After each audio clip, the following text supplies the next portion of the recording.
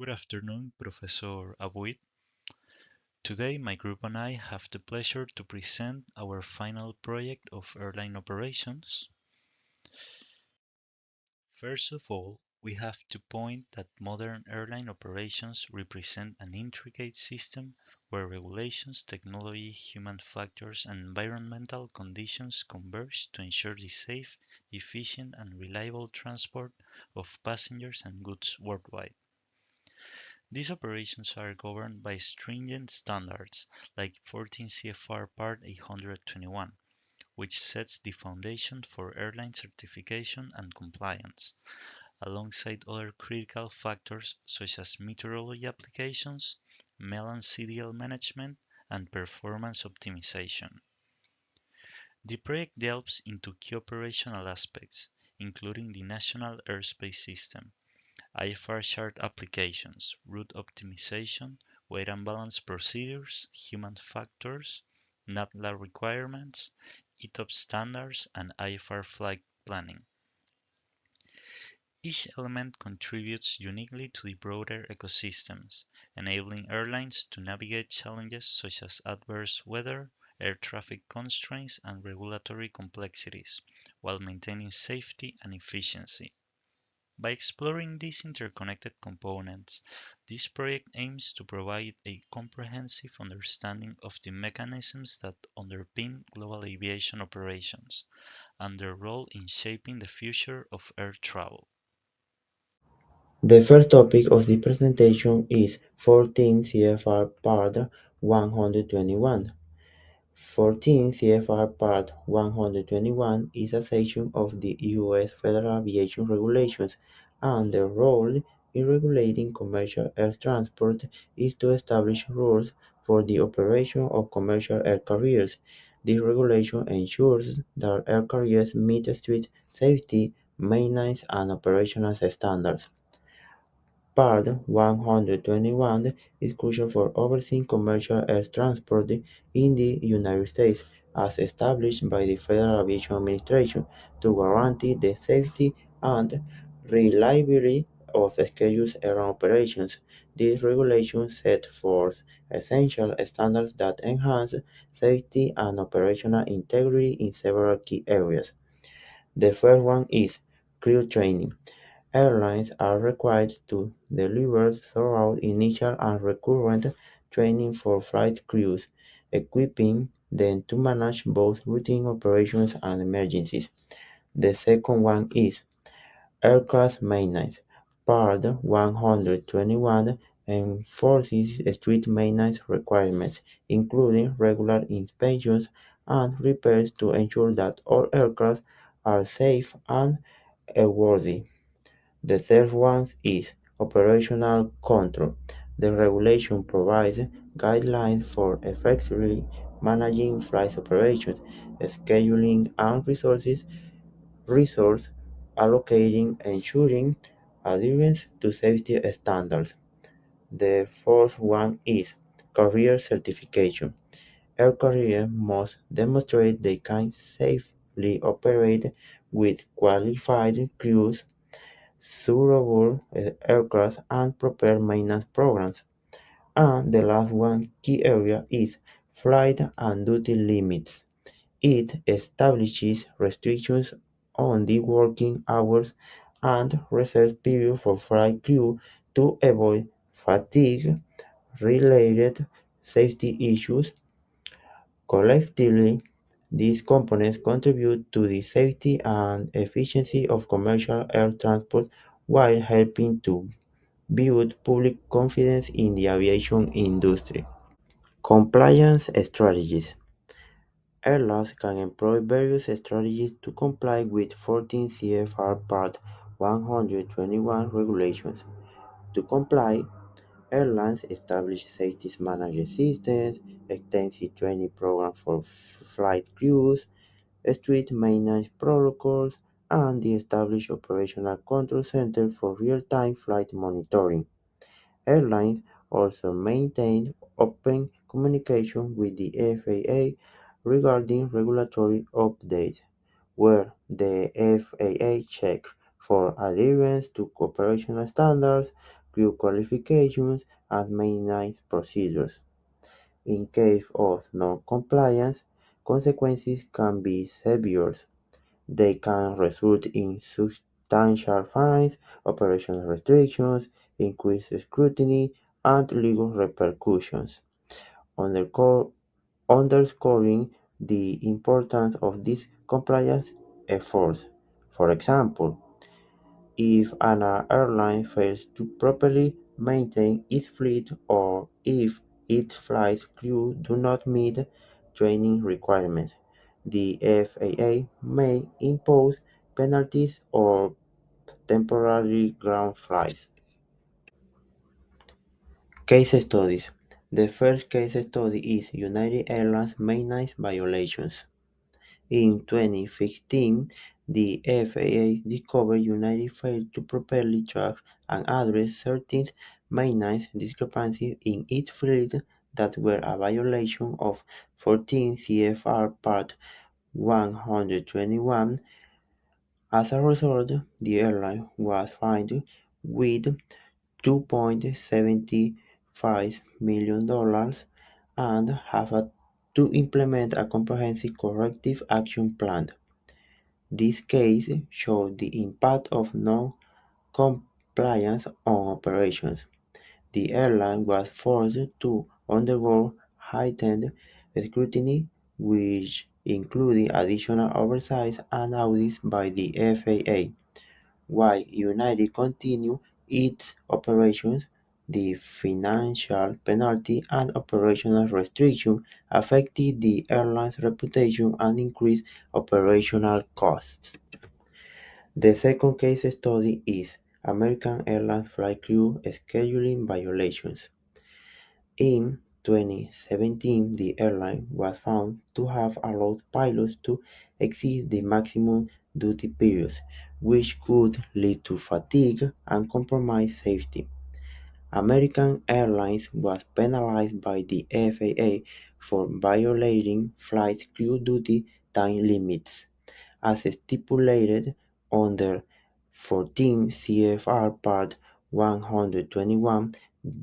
The FAA imposed a $1.6 million fine on American Airlines, and the airline was required to revise its scheduling practices to prevent similar violations in the future. The enforcement action had a direct impact on the airline's operations by forcing it to make operational changes, re- revise training for flight crews, and improve monitoring systems. Additionally, the fine served as a reminder to the entire industry about the importance of adherence to flight time and duty regulations to ensure safety. Now I'm going to talk about meteorology applications.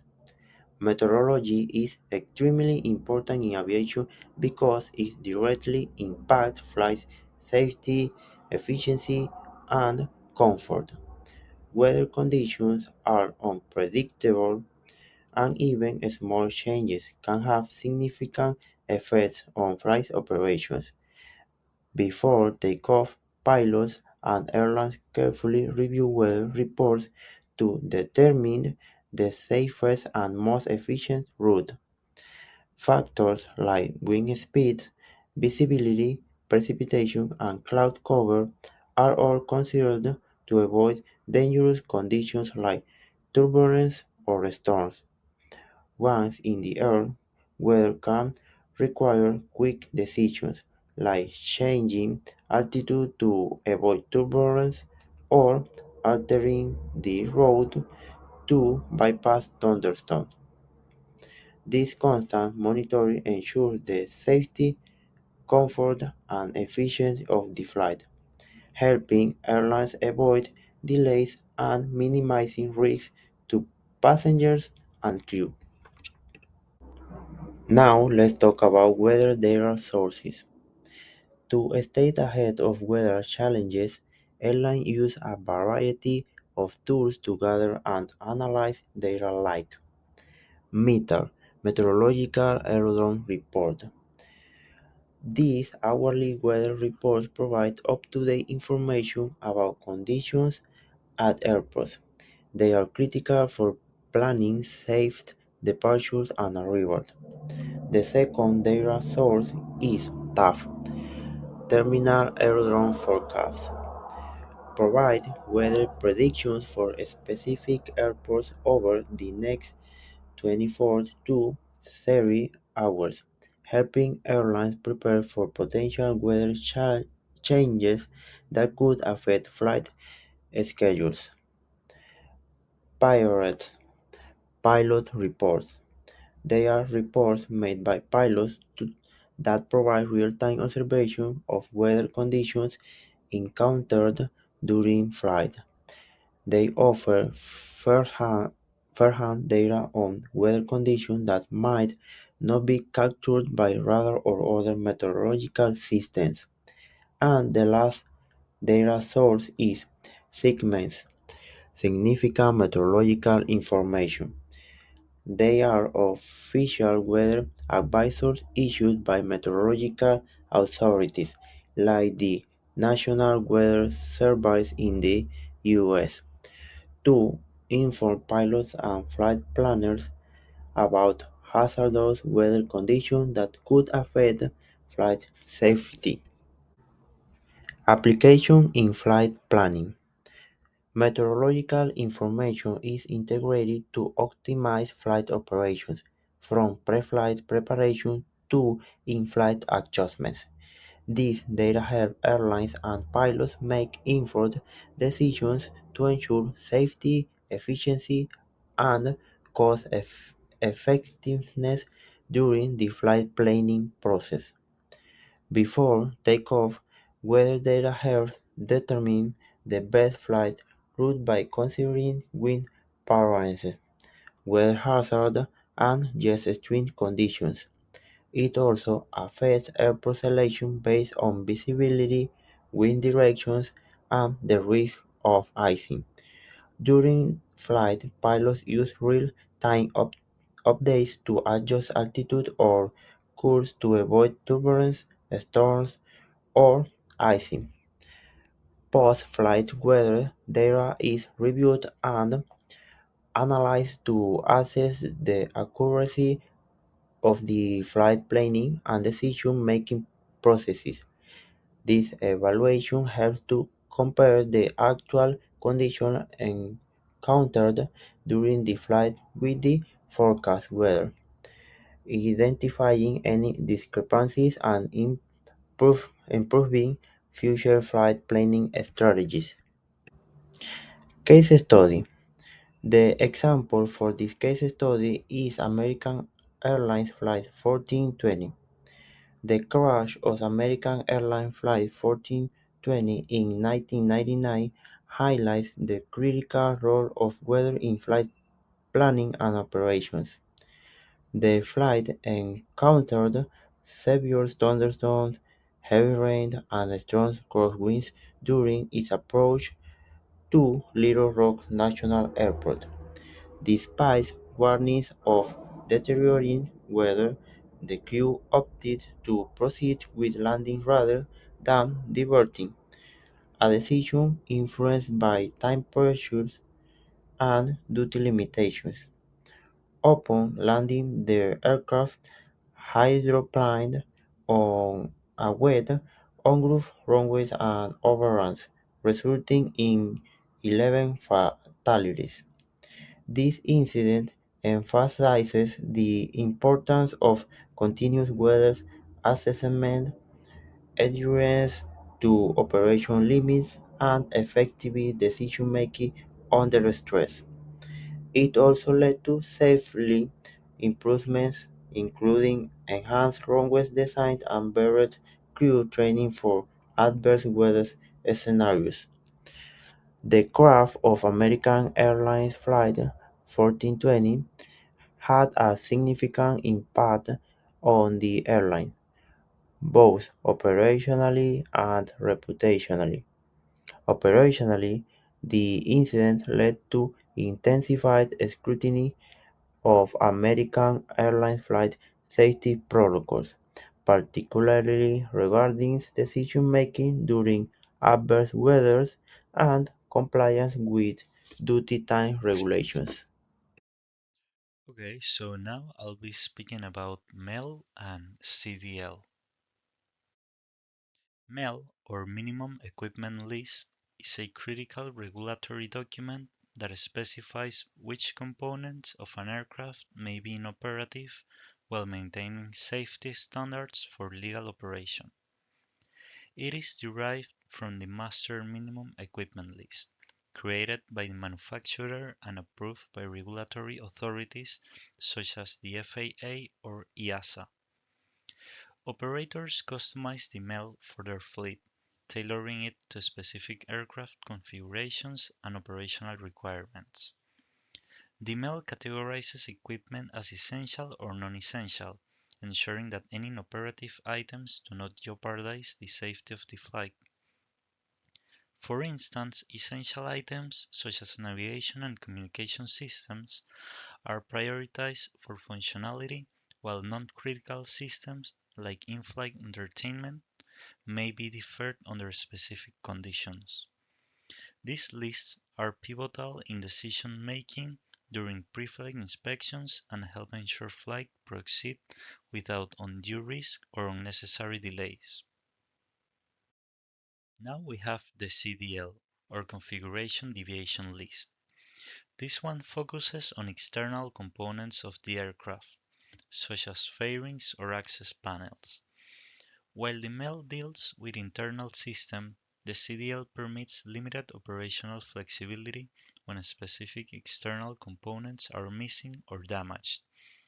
Such deviations may affect the aircraft's aerodynamic performance, increasing drag and fuel consumption, or creating noise concerns.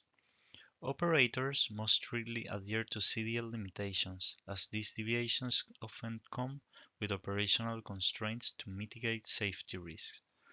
For instance, missing fairings may impose altitude or speed restrictions on the aircraft, ensuring the structural integrity and safe operation of the vehicle. Now we have performance considerations. Both of them, MEL and CDL, have significant implications for an aircraft performance. Examples include, for fuel efficiency, increased drag due to CDL deviations or compensatory measures for MEL-listed inoperative components can lead to higher fuel consumption. In the case of weight and balance, missing or non-functional equipment can shift weight distribution, requiring recalculations to maintain safe loading configurations. And for operational limitations, items like inoperative anti-ice systems, in the case of MEL, can limit flight to regions with clear weather, while CDL-related drag penalties may necessitate reduced payloads or shorter ranges. For operational examples, real-world applications highlight the importance of this list. For winglet damage in the case of CDL, missing winglets increase drag, compelling adjustments to fuel planning and potentially limiting cruising altitudes or speed.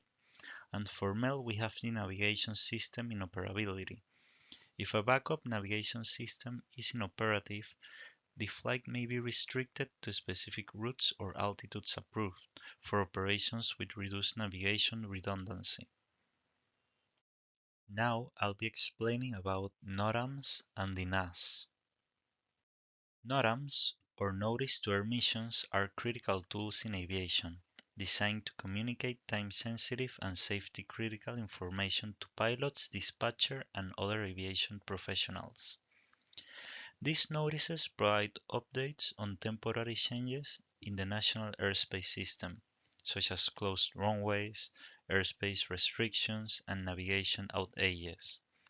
The importance of NOTAMs lies in their ability to ensure safety by informing pilots of hazards or operational changes before and during flight.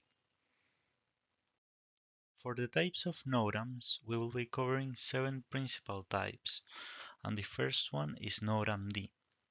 This one provides information about changes affecting the NAS, including runway closures, airspace restrictions, and navigation aid outages. They are widely used and cover general operational notices. On second hand, we have FDC NOTAMs. These ones contain regulatory information such as changes to flight procedures, instrument approach procedures, temporary flight restrictions, or alterations to airways, routes, and approaches. These ones are issued by the FAA or other regulatory bodies. Then we have pointer NOTAMs, which are used to reference or point to other NOTAMs that may be of interest to pilots. It helps highlight relevant information or updates related to a specific area of operation. Then we have military NOTAMs, which are issued by military to provide information about military activities that could affect civil aviation. This may involve restricted airspace or military exercises. We also have SAA NOTAMs, which inform pilots of changes in special activity airspace, such as restricted, prohibited, or warning areas, which could affect or impact flight operations in those specific zones. We also have ASHTAMs, which are Aircraft Safety and Health Alert Notice. This specific type of NOTAM related to safety and health alerts notify pilots of health hazards, environmental conditions, or safety issues that might affect flight operations or passengers. And last but not less important, we have international NOTAMs. These ones are issued for international aviation and provide information about changes or issues affecting airspace beyond the borders of the country issuing the notice. They may relate to international routes or airspace restrictions. What's the NAS? The National Airspace System is a vast and intricate network designed to manage the safe and efficient movement of aircraft across the United States. It is composed of several key components that work in harmony to support all types of air travel, from small general aviation flights to large commercial airlines. Here's a little breakdown of its structure. The first part are the airspace categories. The NAS is divided into controlled and uncontrolled airspace. Controlled airspaces include classes A, B, C, D, and E, where air traffic control or ATC services are provided. Each class has specific operating rules based on altitude, proximity to airports, and traffic volume. In the case of Class A, this one ranges from 18,000 feet to 60,000 feet, used mainly for high-altitude flights and managed under IFR.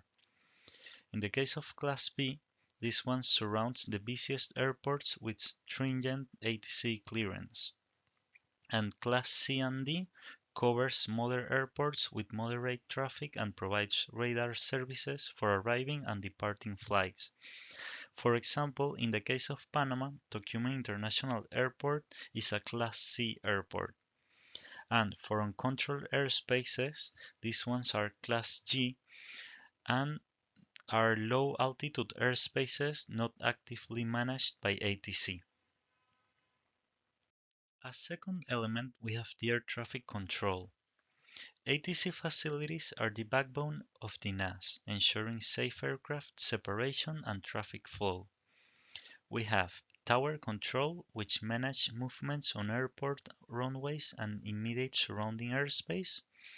We have the TRACON or Terminal Radar Approach Control, which handles aircraft arriving and departing within 30 to 50 miles of major airports.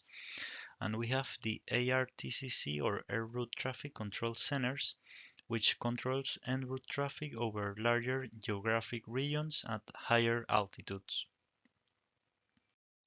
As third elements, we have the navigation aids and technologies. This one includes ground-based nav aids, which are VORs and DME, satellite-based systems, which are GPS-based navigation systems like WAS and ADS-B, and communication systems, which ensure seamless coordination between pilots and ATC. We also have airports, which are divided into commercial or general aviation airports. Commercial airports handle scheduled airline traffic and are equipped with extensive ATC facilities, and general aviation airports are smaller airports used for private, charter, or instructional flights. In the case of airways and routes, the NAS includes a network of Victor Airways, which are low-altitude routes for IFR traffic, jet routes, which are high-altitude corridors for commercial aircraft, and T routes and Q routes, which are GPS-based routes for efficient navigation. And as the last element, we have the system of operations and oversight, which includes the FAA, that is the Federal Aviation Administration, and oversees and regulates the NAS, ensuring the compliance with safety and efficiency standards, and the traffic flow management, which includes tools like the traffic management system that optimizes air traffic to reduce delays and congestion. For integration with airline operations, airlines heavily rely on NOTAMs to ensure operational safety and regulatory compliance. Dispatchers integrate NOTAM information into flight planning to avoid hazards, comply with airspace restrictions, and optimize routes. For instance, a TFR could necessitate route adjustments, while a GPS outage might require a reliance on alternative navigation systems. The structure is designed to balance safety, capacity, and efficiency, supporting over 45,000 flights daily across a variety of operators and users. Now I'll be covering the IFR charts. What are they? IFR or Instrument Flight Rules charts provide critical guidance for pilots operating in controlled airspace under low visibility conditions, relying on instruments rather than visual cues. These charts are categorized into three main types. We have the en route charts, the terminal charts, and the approach charts. In the case of en route charts, these charts outline high altitude above 18,000 feet and low altitude below 18,000 feet, airways used for navigation during cross-country flights. They include information about airways, navigation aids, fixes, and airspaces boundaries, ensuring safe en route navigation. In the case of terminal charts, they are focused on busy terminal areas. This one includes standard terminal arrival routes, or STARS, departure procedures, or DPs, and airport diagrams. Terminal charts simplify navigation and air traffic control clearances in congested areas. And for approach charts, or plates, they are detailed steps for transitioning from en route navigation to landing. These charts provide altitude constraints, missed approach procedures, and specific instrument approach paths tailored to each airport. The key elements of IFR charts, or critical elements on IFR charts, include airways, which are defined routes for aircraft to follow; altitude constraints, which are minimum and maximum altitudes to ensure obstacle clearance; navigation aids or nav aids, which are visual representations of VOR, DME, and RNAV points for precise navigation. We also have obstruction clearance altitudes, which ensure safety over terrain or obstacles along the route. And we have the airspace classification and boundaries, which differentiate controlled airspace, restricted zones, and special use areas. Application in flight operations. Pilots and dispatchers use IFR charts extensively for pre-flight planning and in-flight adjustments. In the case of route planning, en route charts help determine the most efficient path between airports while considering airspace restrictions and weather. For takeoff and landing, terminal and approach charts provide guidance on departure and arrivals, ensuring compliance with air traffic control instructions. And for in-flight adjustments, IFR charts are used to reroute flights in response to changes like weather deviations, NOTAM updates, or air traffic requirements. Okay, now I'm going to explain how to create an IFR flight plan. For this, obviously, I won't be using PowerPoint anymore. We will be using SkyVector, which is one of the best programs for this. And in this example, we will be departing from Venice Municipal and our destination is Gainesville Regional, both airports, general aviation airports, located in Florida. The estimated time of departure will be the 1900 Zulu. Well, yeah, Zulu. Um, and the estimated en route time will be 1 hour and 27 minutes, which it's actually a short trip. Along the route, we will try to be flying on airways since it makes it easier. There's no significant weather reported along the route or icing conditions. It's very safe, if we can say it that way. We will be flying at 7,000 feet, and it won't be an issue. Things like high terrain, because the highest points are 2,900 feet.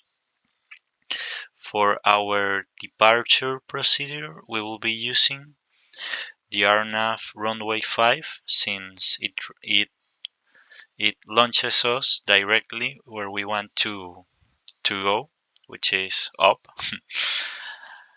And for our arriving procedure, we will be using RNAV runway 25 because this is the site where we are heading at. So,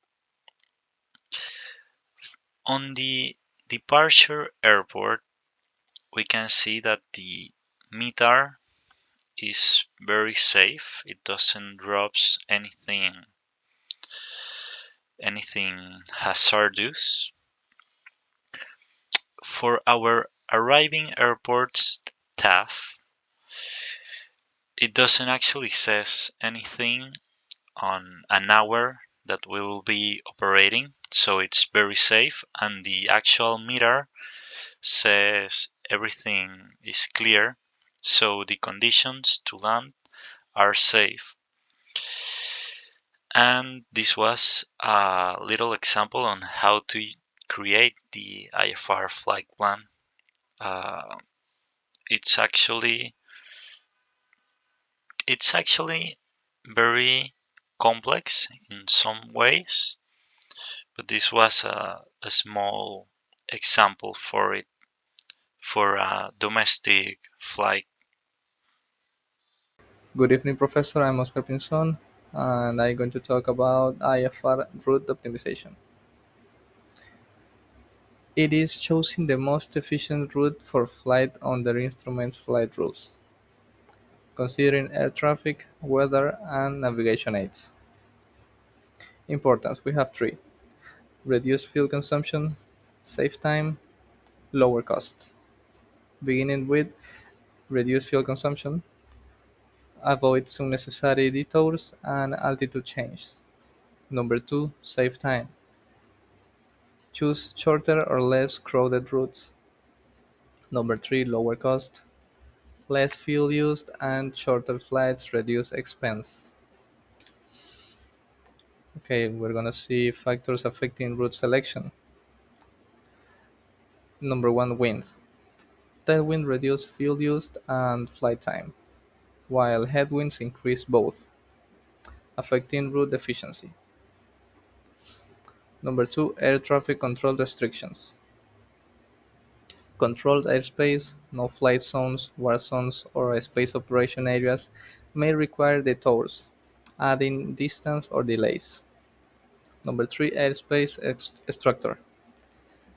Congestion, military zones, and altitude limits affect available routes and cruising levels. Number four, weather conditions. such as storm, turbulence, or icing, can force pilots to change routes, affecting safety and efficiency. Flying around bad weather adds distance, time, and fuel consumption. Now let's see tools and techniques for route optimization. Beginning with dynamic airborne route procedure. Allows in-flight route adjustments based on updated weather and traffic conditions. Number two, ATC coordination. Collaboration with air traffic control ensures real-time adjustment for traffic flow and weather conditions. Flight management system. Onboard systems continuously optimize route during flight based on performance data and update conditions.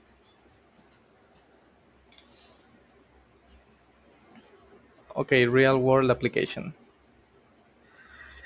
Case of study: IFR route optimization. Scenario: a transatlantic flight from New York to London. Use dynamic route optimization during winter jet stream conditions. Action: the airline utilized flight planning software to identify a route leveraging a strong tailwind, coordinated with ATC from deviations, and adjust the flight plan mid-route using FMS. Result: the flight saved 30 minutes of travel time, reduced fuel consumption by 2,000 kilograms, and minimized CO2 emissions, enhancing both efficiency and sustainability. Introduce you to the Section 8 Weight and Balance. The weight and balance in an aircraft is one of the most important documents that the crew handles before the flight. This document includes details about the weight of the fuel, passengers, baggage, and cargo on board and must be validated with the captain's signature. The weight in an aircraft. Weight is a measure of the force with which gravity pulls an object toward the Earth's center, and in an aircraft, the total weight includes the empty weight, the weight of the aircraft without passengers or cargo. This includes the structures, engines, and fixed equipment. The maximum takeoff weight is the weight allowed for the takeoff, which includes the weight of the aircraft, fuel, cargo, and passengers. The maximum landing weight is the maximum weight allowed when you are going to landing. This is typically less than the maximum takeoff weight. And the operating weight, and this includes the minimum crew and equipment, but not the fuel or cargo. The standard empty weight of the aircraft refers to the aircraft with its structure, engines, and all fixed operational items, while the basic empty weight includes all optional components added. Some factors related to weight affects many aspects of aircraft performance, such as in the takeoff. A higher weight increases the required takeoff distance since a higher speed is needed to generate enough lift. In the climb, a higher weight reduces the climb rate, which means a lower ability to gain altitude quickly. In landing, weight also increases the distance required for a safe landing, and in the maneuverability, with more weight, the aircraft maneuvers can become harder to perform due to increased inertia. The weight distribution. Correct weight distribution is essential for the aircraft stability and control. This refers to how the weight of passengers, cargo, and fuel is distributed within the aircraft, which affects the center of gravity (CG position). The center of gravity. This is the reference point that indicates how the weight of the aircraft is distributed. The CG must be within certain limits to ensure stability. If the CG is too far forward, it can make it difficult to lift the nose of the aircraft during takeoff, and it increases the need for a longer runway. But if the CG is too far rearward, it can make the aircraft harder to control, causing it to rotate it too quickly, potentially leading to a stall. The lateral balance. This refers to the distribution of weight between both sides of the aircraft. An imbalance can affect flight efficiency, such as increased drag and reduced performance. However, longitudinal balance, front to back, has a much greater impact on stability. In small aircraft, lateral instability is typically caused by fuel mismanagement. Airplanes have fuel tank in each wing. If the fuel in one wing's tank drops too far below the other, the imbalance creates a yawing moment. The pilot will need to use the ailerons to keep the airplane level. This control input reduces efficiency by increasing drag. Pilots must ensure they burn fuel equally from each tank to prevent this issue. The external factors that affect the weight are the altitude. At a higher altitude, the air density decreases, which affects both lift and aircraft performance. The temperature, at higher temperatures also reduce air density, which impacts takeoff and climb performance. And the fuel consumption impact on the range. In cases of significant overload, fuel efficiency is compromised, and the aircraft may have a reduced range. This is particularly problematic for long haul flights where fuel consumption is crucial to ensuring that the aircraft has enough fuel to reach its destination. And the importance of weight and balance. The maximum weight for an aircraft depends on its category, normal, utility, or aerobatic, which affects its load capacity and performance during flight. Additionally, the CG limits must be strictly adhered to ensure safe and efficient flight. Keeping the weight within limits and ensuring the balance is correct is crucial for the aircraft stability, maneuverability, and safety. Exceeding weight limits or incorrectly distribution weight can affect performance and put the safety of the flight at a risk. The FAA Part 121 mandates the weight and balance must be carefully calculated and monitored to ensure the safety of commercial air operations, ensuring the aircraft complies with weight limits and the CG remains within a safe range for each flight. The point 285 weight and balance control talked to us about operators must calculate the weight and balance before each flight to ensure the aircraft is within the weight limits and the center of gravity is within the manufacturer approved range. The 289 cargo compartments. Cargo must be properly distributed within the cargo compartments to keep the CG within safe limits. The 330 emergency equipment. Equipment must be considered in weight and balance calculation as it affects the total weight and CG of the aircraft. The 135 weight and balance limitations. The maximum takeoff weight must not exceed the limit set by the manufacturer, and the CG must be within the specified range to maintain aircraft stability.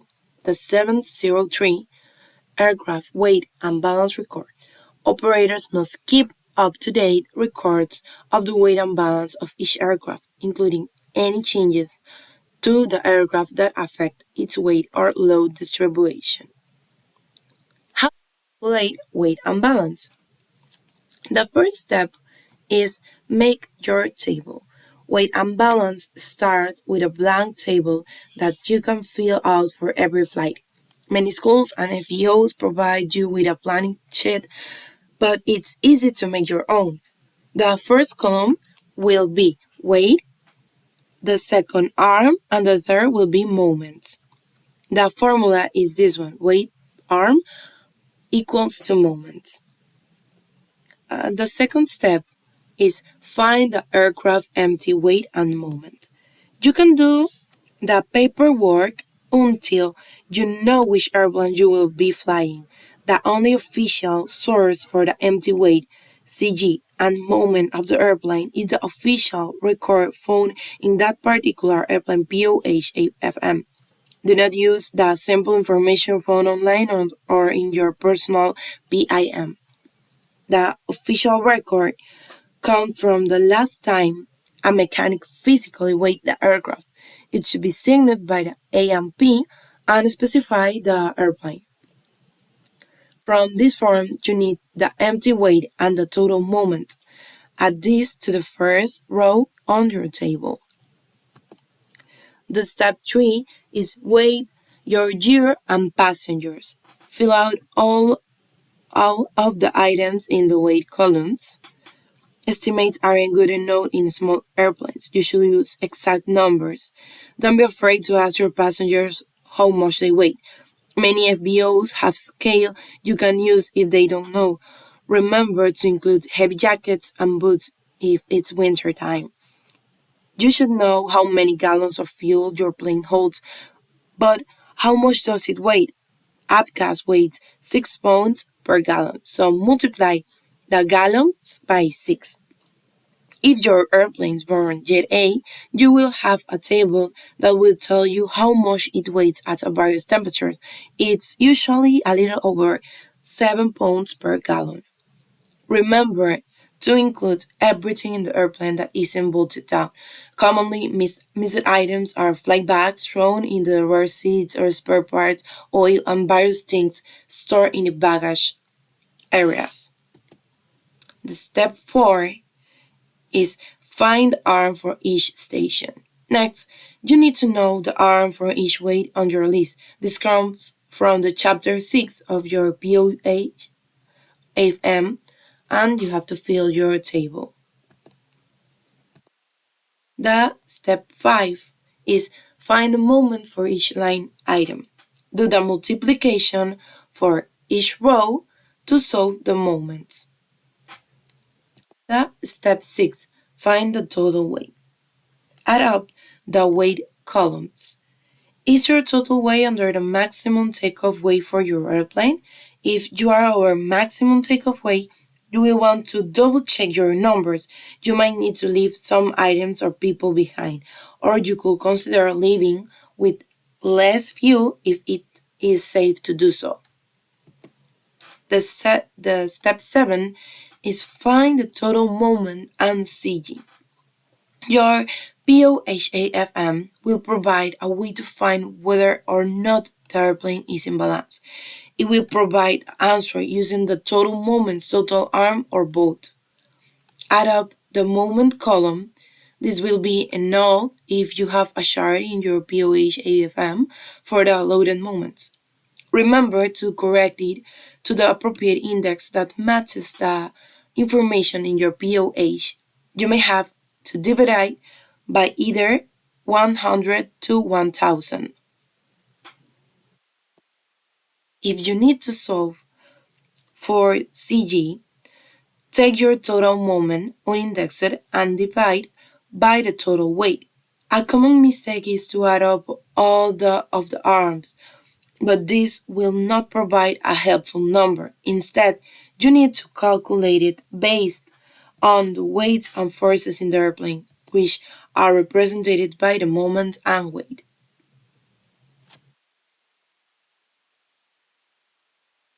The section 9 is human factors, and I'm going to explain you the important.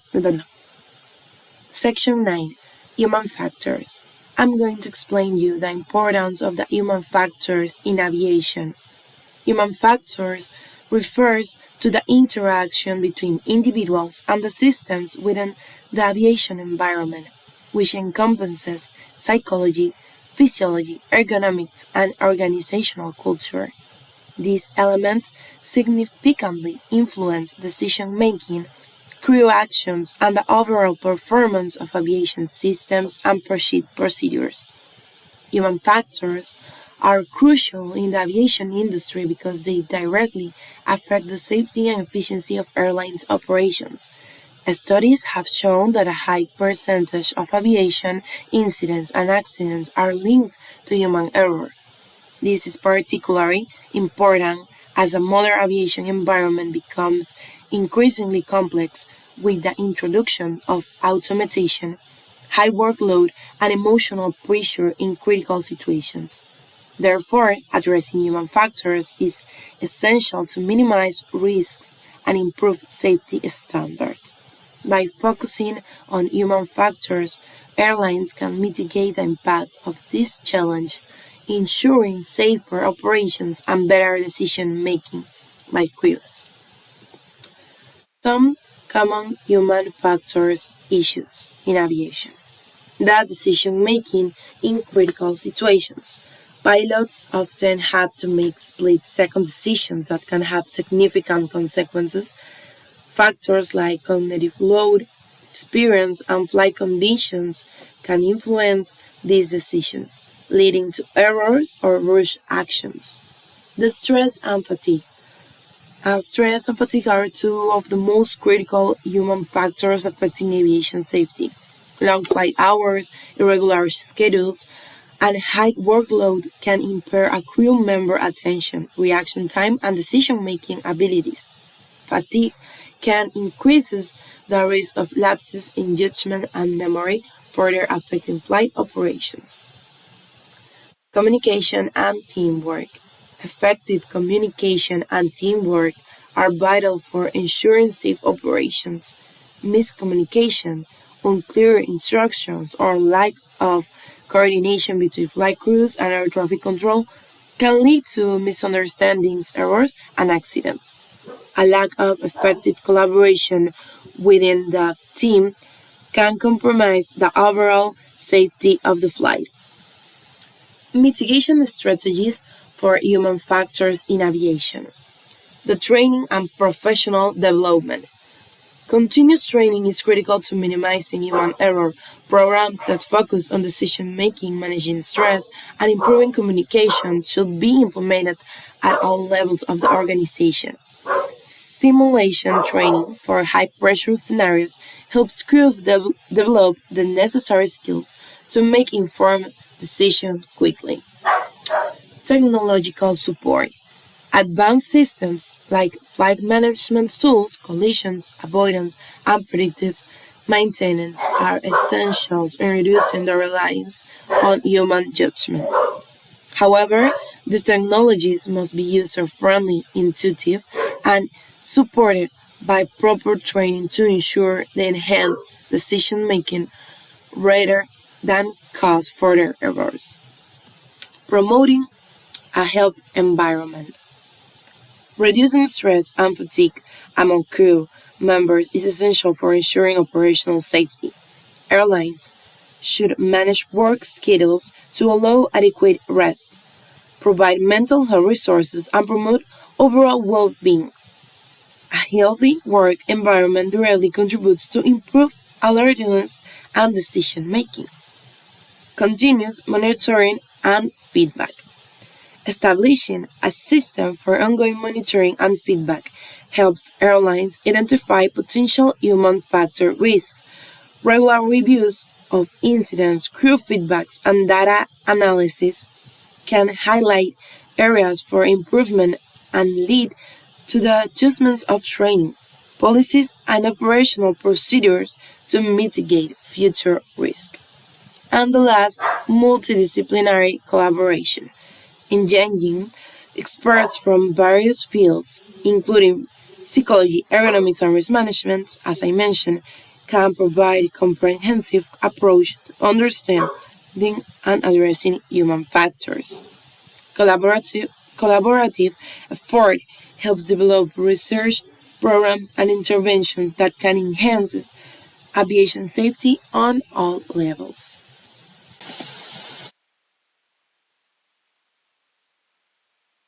Finally, I want to present you a case study about the Elias Airways Flight 522 incident, the human factors in a tragic event. This tragedy highlights the critical role of human factors in aviation safety. Despite multiple warning signals, such as the loss of cabin pressure and the deployment of the oxygen mask, the aircraft continued its climb to 10,300 meters. This failure to respond led to fuel exhaustion and the crash. Initial blame fell on the pilot for negligence, but further investigations revealed a technical issue with the aircraft pressurization system caused by a manual configuration error before the takeoff.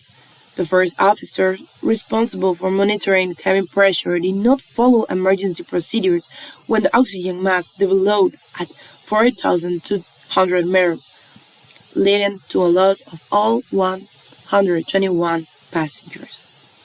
This incident illustrates the danger of human error, particularly in critical decision making and communication. Despite the pilot's experience, their failure to act on the warning and the crew's lack of response to the effects of hypoxia contributed to the disaster. The heroic actions of the flight attendants Andrea and Aris, who attempt to intervene, underscore the importance of effective teamwork and training in crisis situations. The Alias Flight 522 crash served as a stark reminder of how human factors such as decision making, under pressure, communication failures, and inadequate response to emergency can impact an aviation safety. Human factors involved in this case. The failure to act on alert despite repeated cabin depressurization warnings, the pilot did not take action, worsening the situation. The fatigue and lack of preparedness. The crew showed signs of fatigue, and there were errors in verifying aircraft systems before the flight, contributing to the crisis. The poor communication in the cockpit. There was a lack of coordination between the crew members during the emergency, which hindered the response to the situation. The lessons learned from this case are to improve the emergency training. Pilots must be properly trained to respond to cabin depressurization and handle emergencies under pressure. Fatigue management. Stricter protocols on pilots' rest and duty times are necessary to prevent fatigue. And finally, the communication with air traffic controllers. Enhancing communication and air traffic controllers' ability to recognize flight emergencies quickly is crucial. The Flight 522 incident highlights how human factors such as fatigue, failures to respond to alerts, and poor communications in the cockpit can have tragic consequences. And these lessons from this case continue to influence best practice in aviation safety and crew training. So this is section number 10 about the North Atlantic High-Level Airspace, also called NAT. And what exactly is NAT? Well, it's the volume of airspace between the flight level 290 and flight level 420 over the North Atlantic Ocean and involve 7 oceanic control areas. These are New York Oceanic East, Santa Maria Oceanic, Reykjavik Oceanic, Bodo Oceanic, and the 2 majors where most of the traffic go through, the Gander Oceanic and the Shandwick Oceanic. Now, all flights within this airspace are below standards of horizontal and vertical navigation, performance, and accuracy. Even that this is the busiest oceanic airspace in the world, the ATS surveillance is unavailable due to the great distances over ocean. Now, into the NAT, there are organized track systems, also called OTS or tracks. And this is the result of mm, much of the traffic go into major flows, a westbound flow departing Europe in the morning and an eastbound flow departing North America in the evening. This pattern results from the time differences, the noise restrictions during the night, and of course the passenger demand. The result of these flows is airspace congestion during the peak hours. So to accommodate as many flights as possible in a safely manner, the tracks are constructed. Now, these routes can change due to weather patterns, the location of pressure systems, and the jet stream. It's not mandatory to use a track, but the aircraft flying random routes out of the tracks can have significantly changes in their flight plan. Now, this is an example of tracks on day 136. This is the day of the year. Day 136 is May 16th, I think.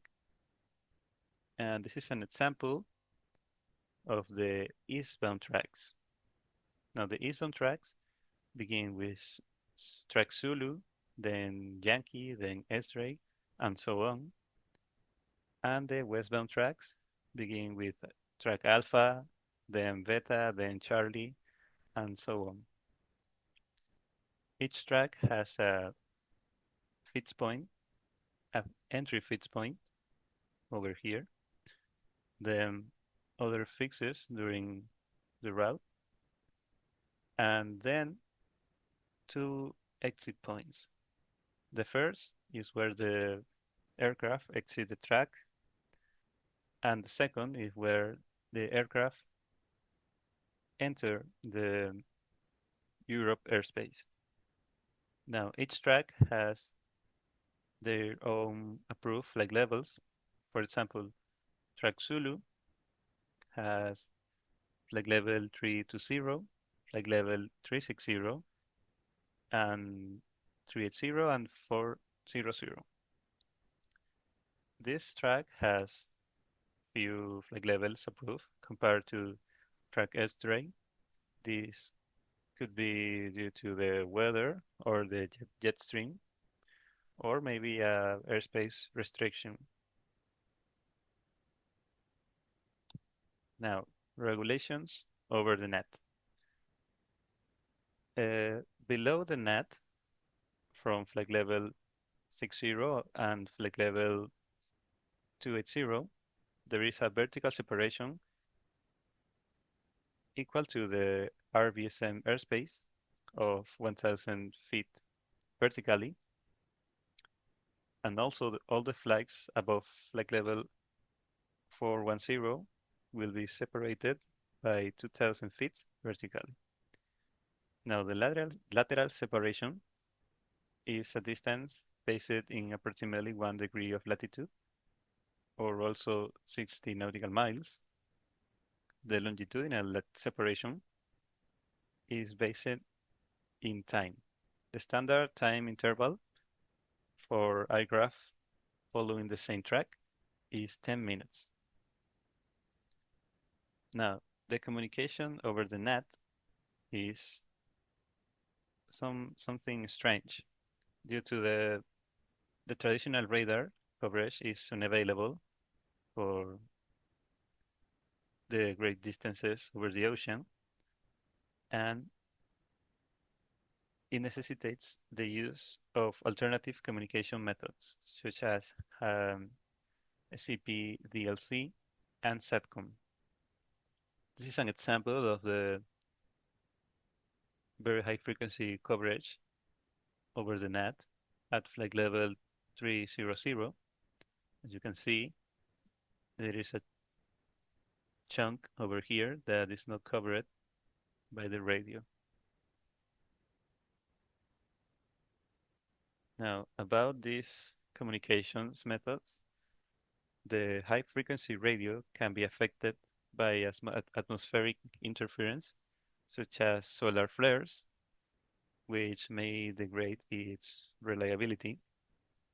So we could use the SATCOM that provides a robust backup relying on satellite technology to ensure uninterrupted communication even during the high frequency blackouts.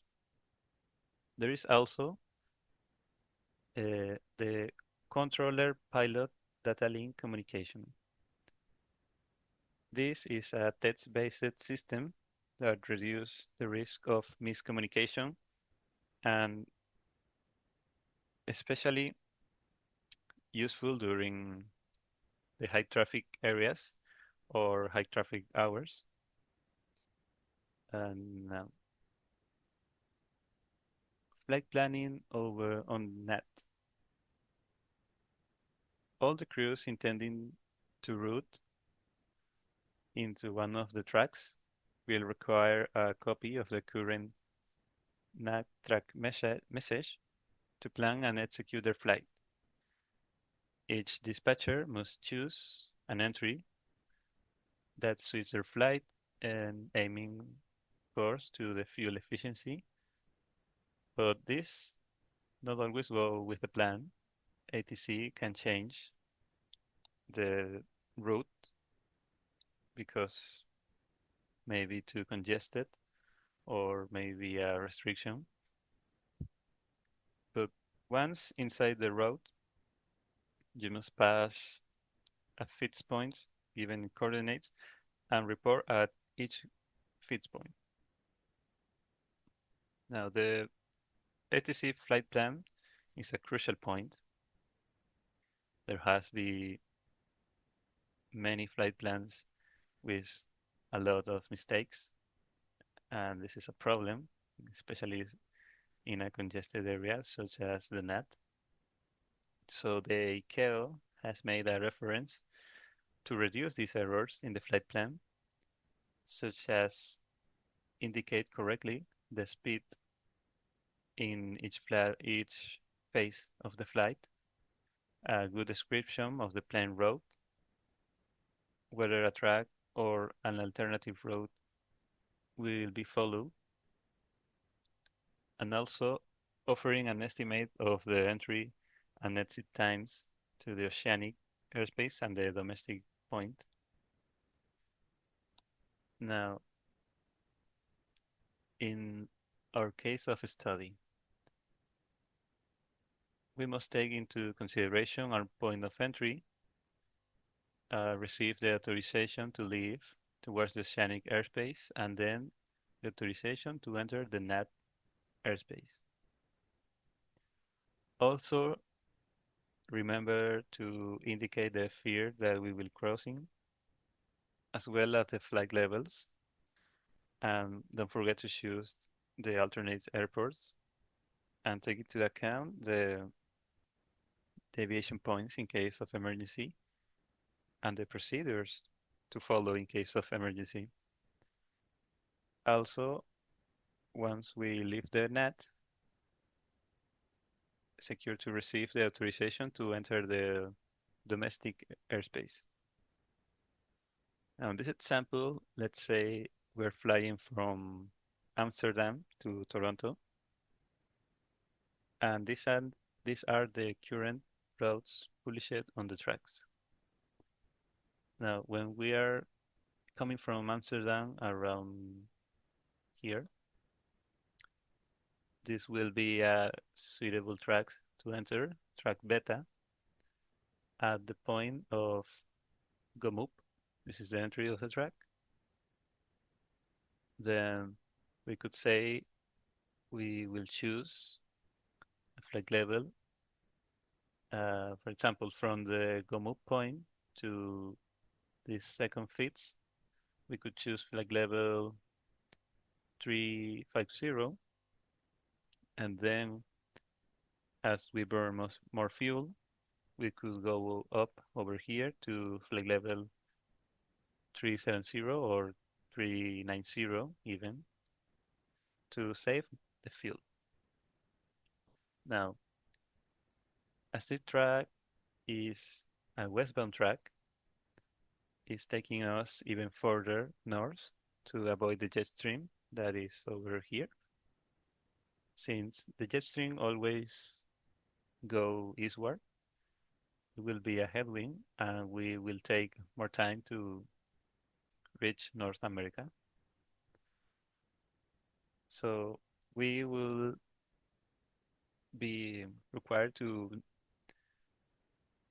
note that we will not be only crossing the Shanwick Fear and the Gander Fear, we also be crossing a part of the Greenland territory.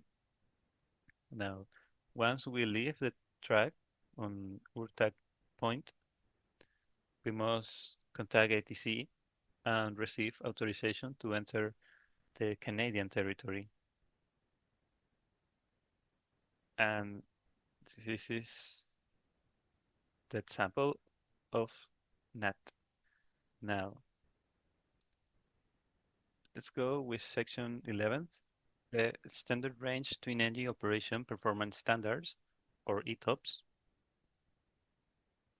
Now, ETOPS is made by the ICAO in the 80s when they saw that the two-engine aircraft could perform operations of those aircraft with 3 or 4 engines, since the reliability of twin-engine aircraft and their range had increased enormously.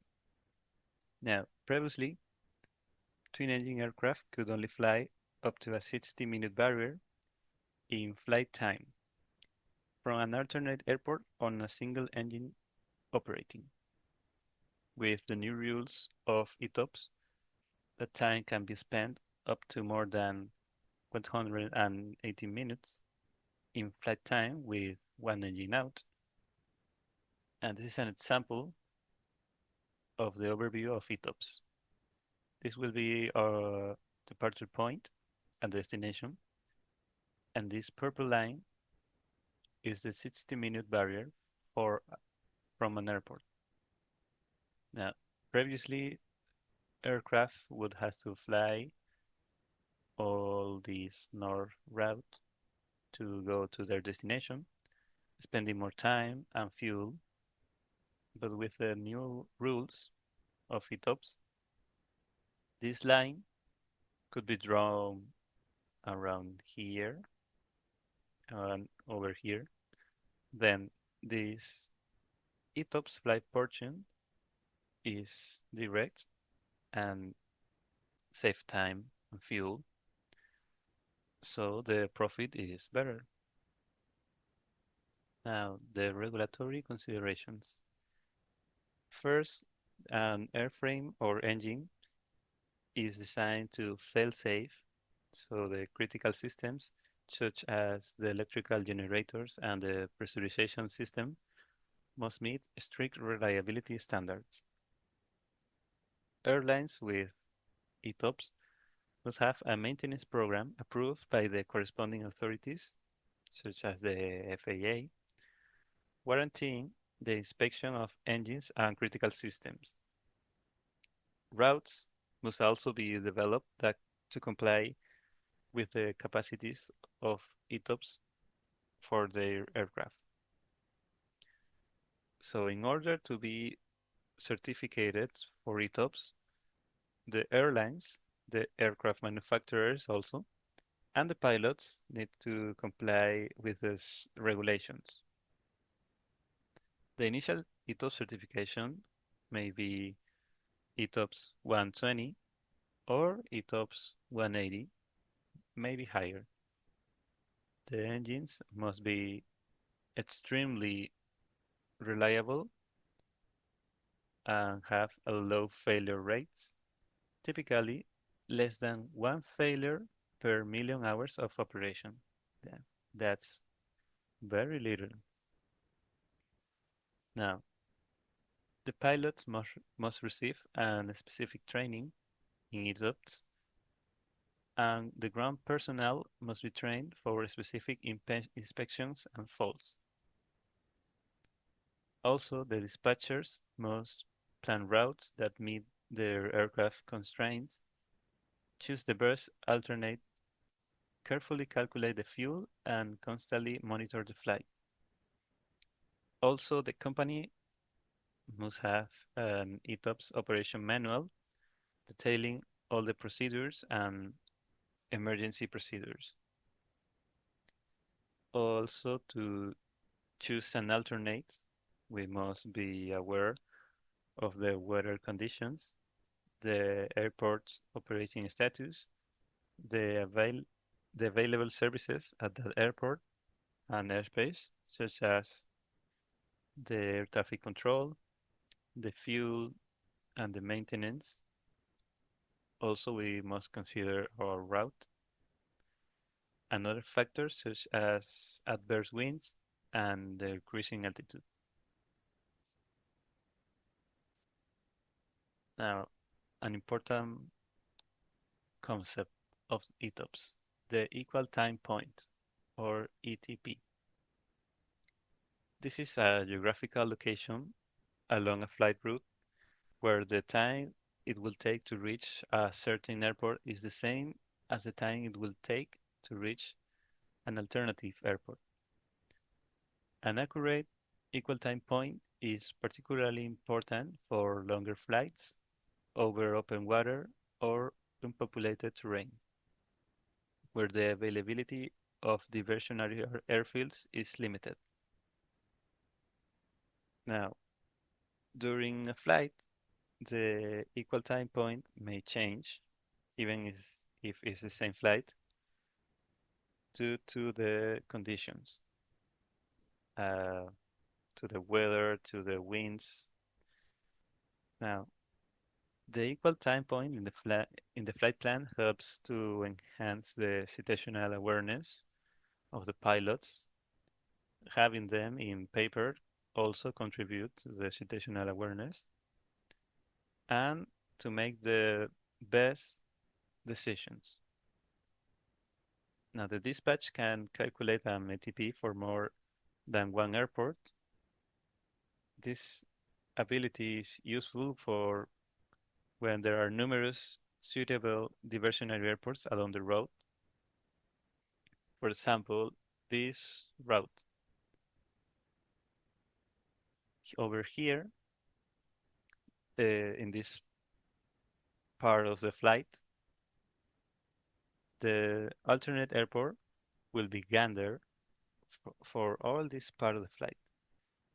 If something occurs here, Gander will be your destination.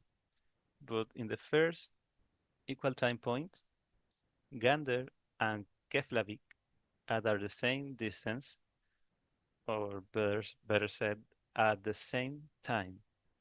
So if something occurs over here, the crew must decide if they are returning to Gander or go through Keflavik. This depends of the type of emergency and the weather over the route back to Gander or the route direct to Keflavik. Now, in the middle part of the flight, Keflavik is the best alternate, and then we reach the second equal time point over here, where Keflavik and the Shannon Airport are at the same time for the flight. Now,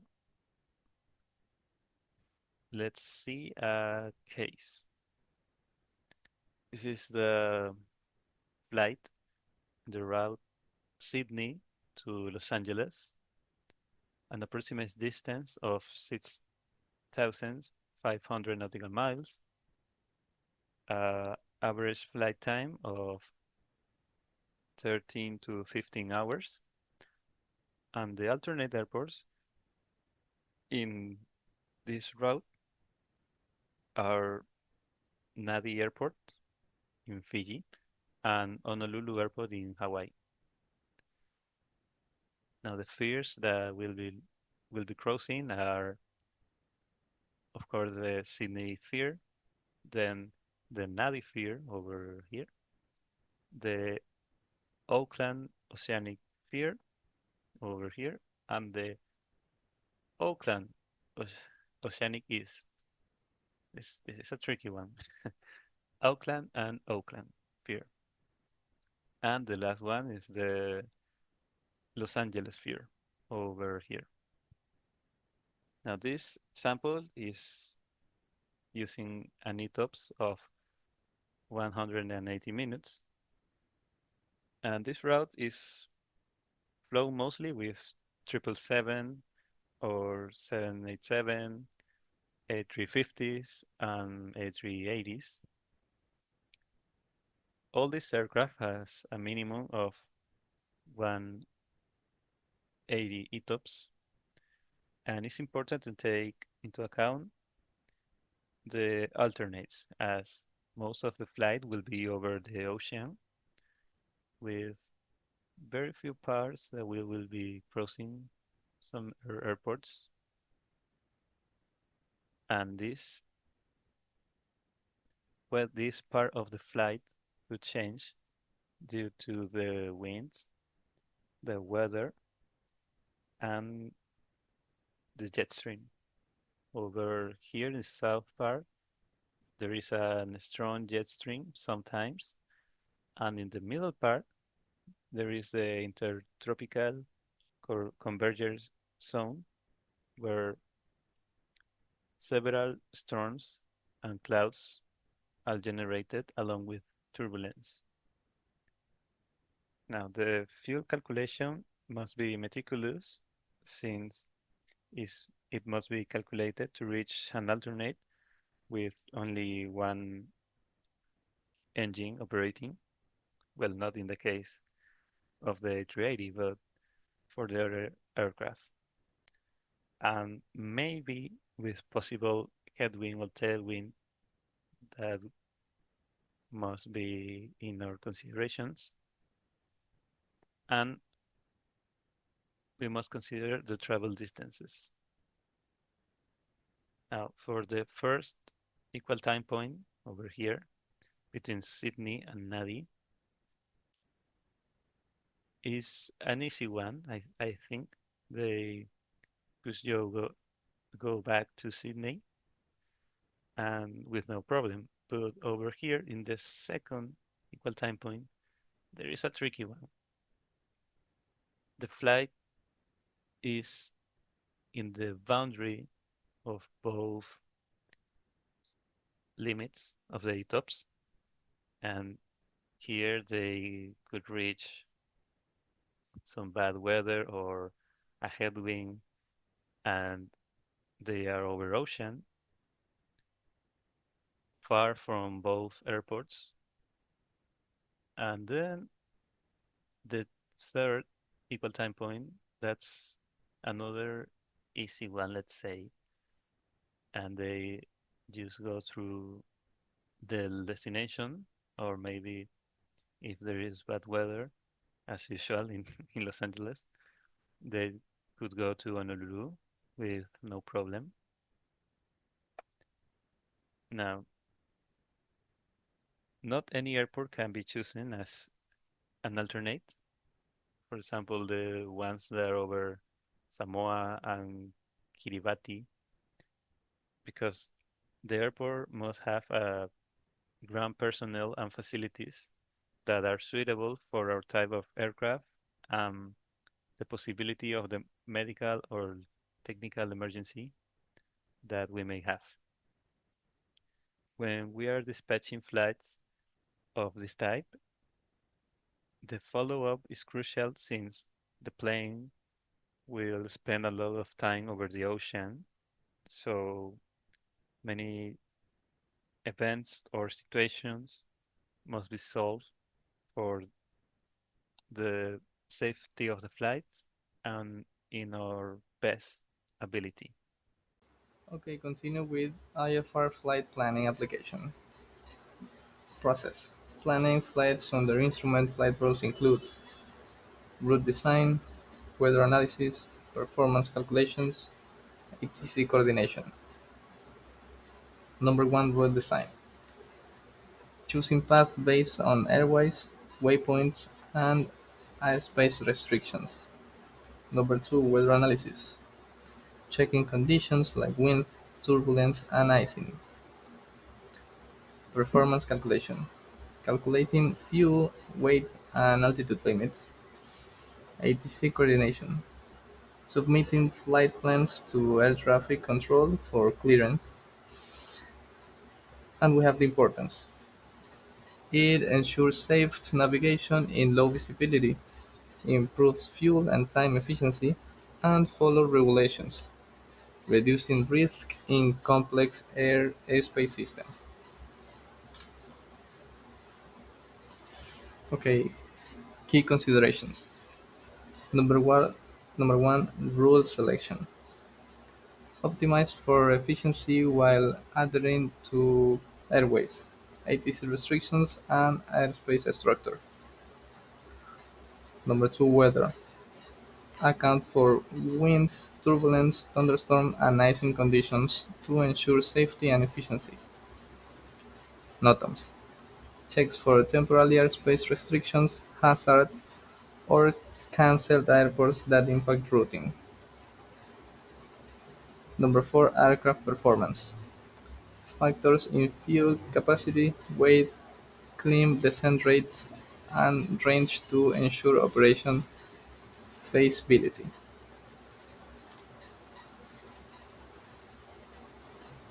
Tools and software for IFR planning application. Tools and software in IFR planning. We have Jepsen Jet Planner, comprehensive tool for creating optimized IFR flight plans, integrating weather, NOTAMs, and fuel condition calculations. Sorry. Number 2 for flight. Software for pre-flight planning, providing charts, route suggestions, and weather integration for IFR operations. Dispatch tools. Number 3. Airline dispatch systems provide real-time monitoring and adjustment for fuel planning, weather change, and delays. Last one, electronic flight bags. Portable device with app like ForFlight or Garmin Pilot helps pilots access charts, routes, and updates.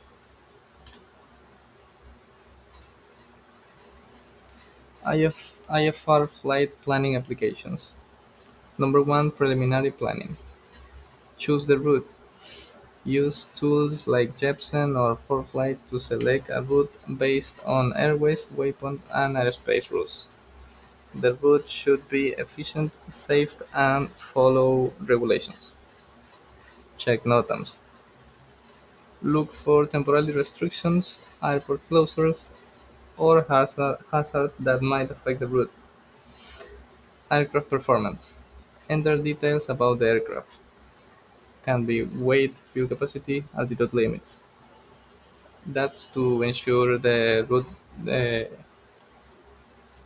route is possible. We have example for NOTAMs. Mm, This is for Venezuela, from Venezuela, and says runway 10 left and 28 right are closed.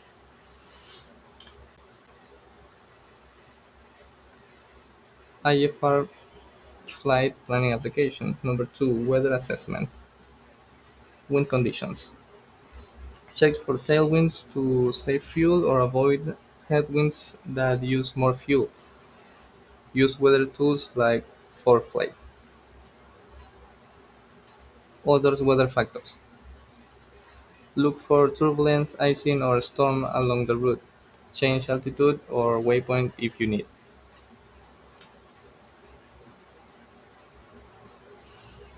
Okay, number 3, create the flight plan. Add departure and arrival airports, cruising altitudes, and estimated times to planning tool. Calculate fuel needs, includes reserve, alternate airports, and extra fuel for emergency. Fill the plan.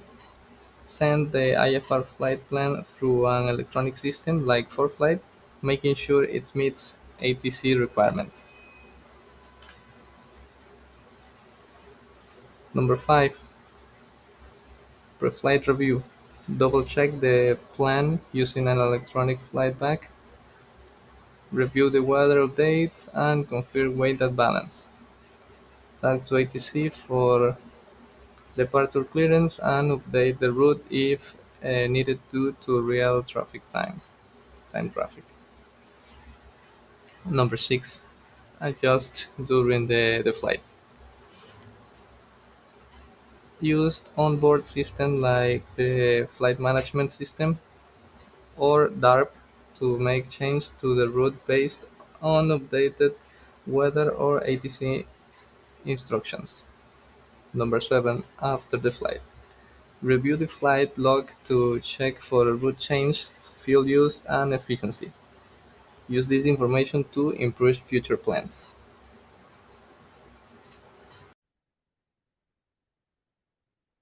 Now, in the synthesis, all the topics we covered are necessary for the operation of an airline, some more specific than others, but most will be present when we are making a successful flight.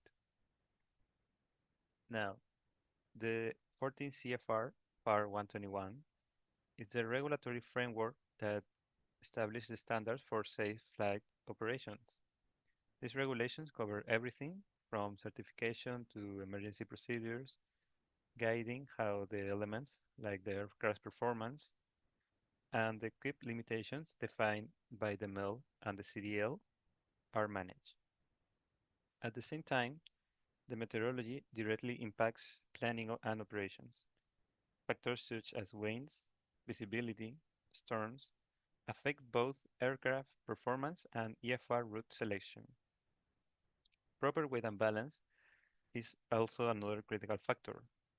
An improperly distributed aircraft can compromise its stability, maneuverability, performance, influencing decisions related to route selection and alternate airports. Similarly, NOTAMs provide critical information about temporary restrictions in airspace and airport conditions, which are essential for flight planning in national and international environments such as the NAT.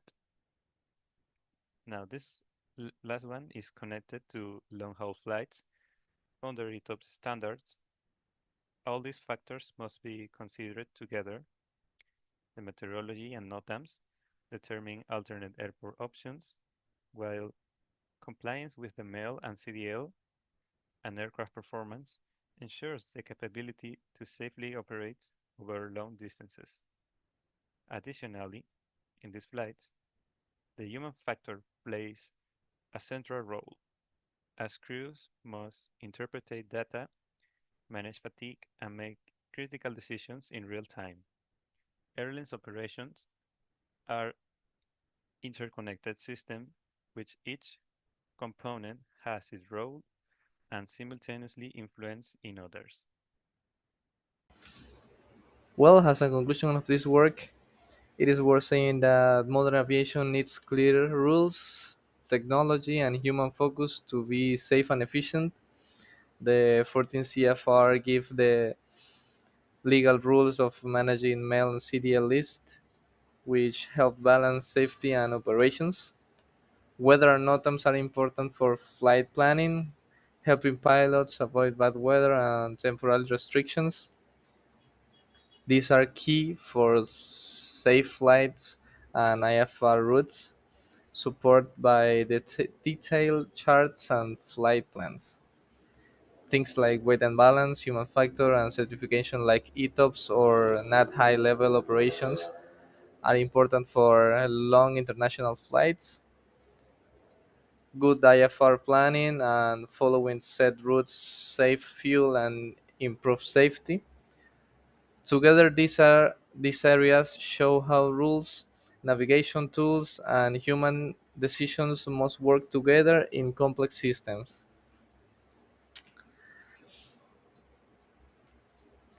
And here we are the links we where we got some of the information to do this work.